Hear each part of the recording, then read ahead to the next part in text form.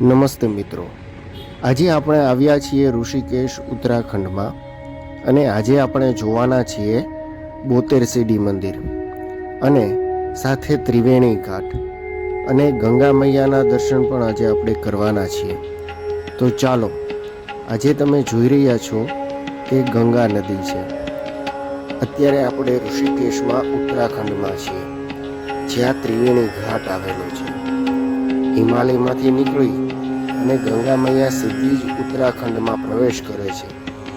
તમે અહીં એનું પાણી જુઓ તો એનો જે પ્રવાહ છે એ એટલો બધો વધુ છે અને પાણી એટલું બધું નિર્મળ છે કે તમે જુઓ ત્યાં જ તમને ખ્યાલ આવે.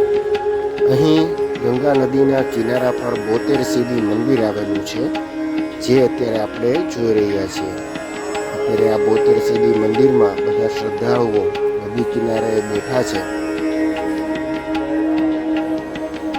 બોતેર સીડી મંદિર છે તે ગંગેશ્વર ઘાટ ઉપર આવેલું છે અને ગંગેશ્વર ઘાટ ઉપર મહાદેવનું પણ મંદિર છે, જેને બજરંગ મહાદેવ તરીકે ઓળખવામાં આવે છે. સ્કંદ પુરાણ અને રામાયણમાં પણ ઋષિકેશનો ઉલ્લેખ છે.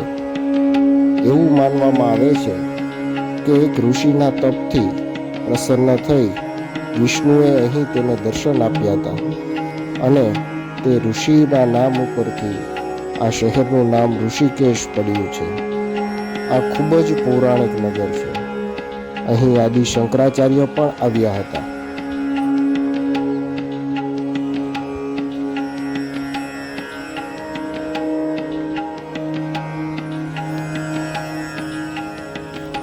અહીં બજરંગ મહાદેવનું મંદિર પણ આવેલું છે.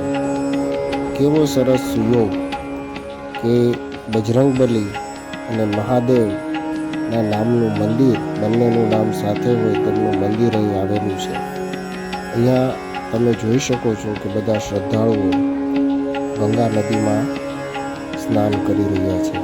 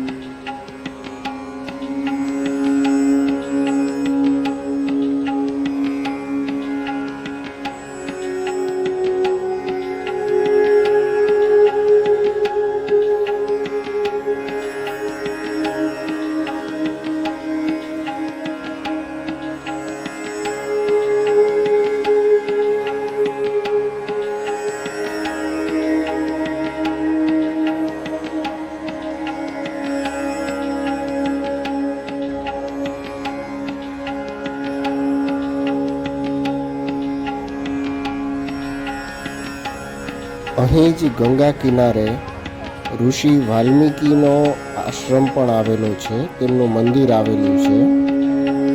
લૂંટારામાંથી ઋષિ બનેલા વાલ્મીકી ને તે એક ખૂબ જ સારી અંજલિ છે. અહીંયા વચ્ચે અર્જુનને શ્રી કૃષ્ણ ગીતાનો બોધ કરે છે કુરુક્ષેત્રના મેદાનમાં, તે મૂર્તિ પણ આવેલી છે.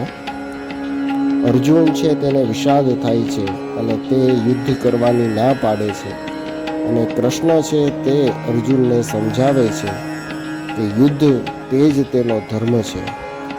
તે ખૂબ જ સરસ મૂર્તિ ઋષિકેશમાં આવેલી છે. તમે જોઈ શકો છો અર્જુનને યુદ્ધ માટે તૈયાર કરતા શ્રી કૃષ્ણ.